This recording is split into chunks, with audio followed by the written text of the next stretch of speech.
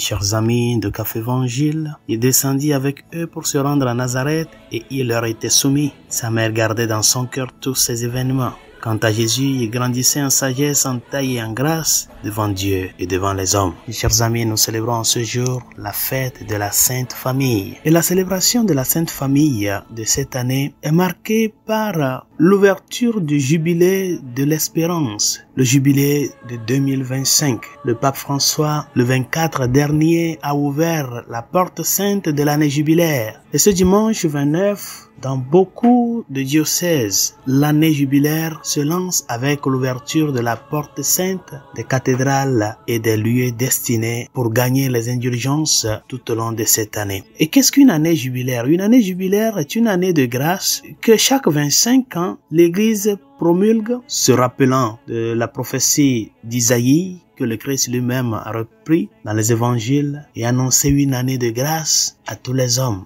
Et le Saint-Père cette année a placé le jubilé sous le signe de l'espérance, pèlerin d'espérance. Et cette espérance, chers amis, est une espérance placée en une personne. Notre espérance, c'est quelqu'un. Et cette année jubilaire, avec la célébration de la Sainte Famille, vient nous rappeler qu'il y a de l'espérance pour nos familles. La cellule familiale n'est pas détruite, elle n'est pas perdue. Bien vrai qu'elle est menacée par les vents d'idéologie de nos jours, la famille tient. Et le thème du jubilé de cette année nous rappelle qu'il y a de l'espérance pour la famille. La famille est un don, chers amis. C'est une des cellules importantes, non pas optionnelle, pour la vie humaine. Nous tous, nous avons fait l'expérience de ce qu'est la famille. Un enfant qui naît a besoin de cette chaleur pour pouvoir grandir, la chaleur familiale. Et c'est pour cela qu'elle est vraiment attaquée de nos jours. Peut-être nous ne le savons pas, beaucoup de gens ne savent pas que la famille est attaquée. Eh bien oui, la famille est vraiment attaquée. Et on veut nous faire croire que la famille n'est pas seulement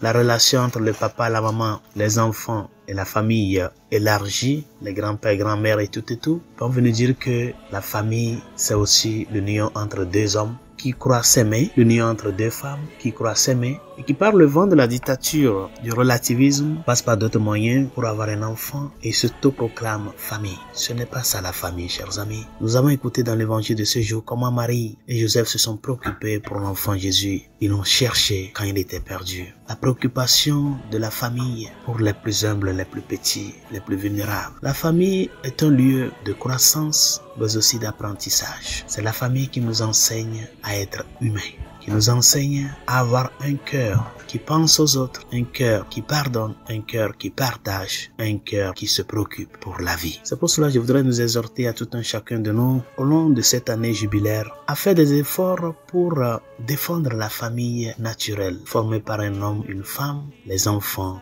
et la famille élargie. Vivons le jubilé 2025 avec cette proposition de que l'espérance à laquelle nous sommes appelés est une espérance de vie. L'espérance est vie. On n'espère pas en la mort, on espère en la vie. Et cette espérance, nous devons aussi la vivre du point de vue de la famille naturelle. Apprends à inculquer à tes enfants la valeur de la famille et apprends à être un papa, une maman exemplaire, un fils, une fille qui écoute, qui se laisse guider et surtout qui se laisse guider par la parole de Dieu. Que le Seigneur nous aide à vivre cette année sainte avec cette proposition de placer nos familles sous la houlette de la Sainte Famille. Maman Marie, Saint Joseph, Petit Jésus, priez pour nos familles afin qu'elles ressemblent à la vôtre. Bonne journée, Dieu vous bénisse.